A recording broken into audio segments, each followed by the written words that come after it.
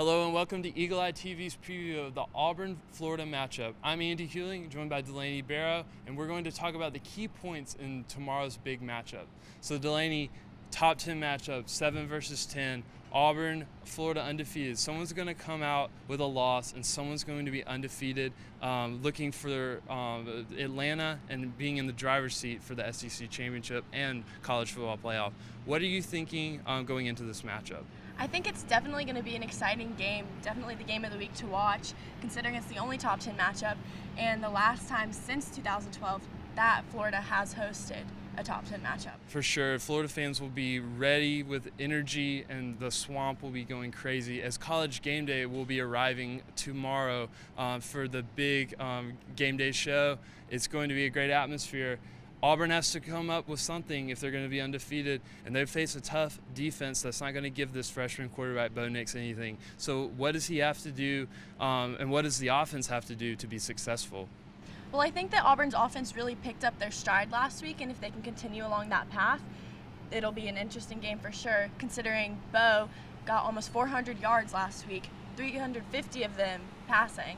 So if he can keep his streak going, then I think that the Auburn offense is going to be on fire. For sure. And we look also at the other side of the ball as Florida starts a new quarterback for his third straight appearance now since Felipe Franks left for a season-ending injury. What do you think he's going to have to do to go up against this big front that the Auburn defense brings? Well, he's not as much of a dual-threat quarterback, and the last time Auburn played a quarterback like him was Week 1 against Oregon.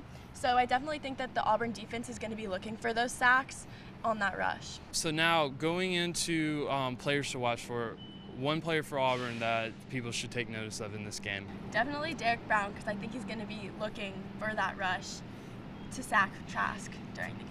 For me, I think it's going to be Jatarvius Whitlow. Whitlow has made a huge impact for Auburn over this past 2 weeks, scoring 2 touchdowns against Mississippi State. He's starting to find holes like he wasn't able to during the start of the season, and I think that's going to be crucial for Auburn to move the ball on a Florida defense that likes to stop the run, likes to block up the holes, and won't give Auburn many yards. So it was going to be Whitlow's impact in this game that will be crucial for Auburn.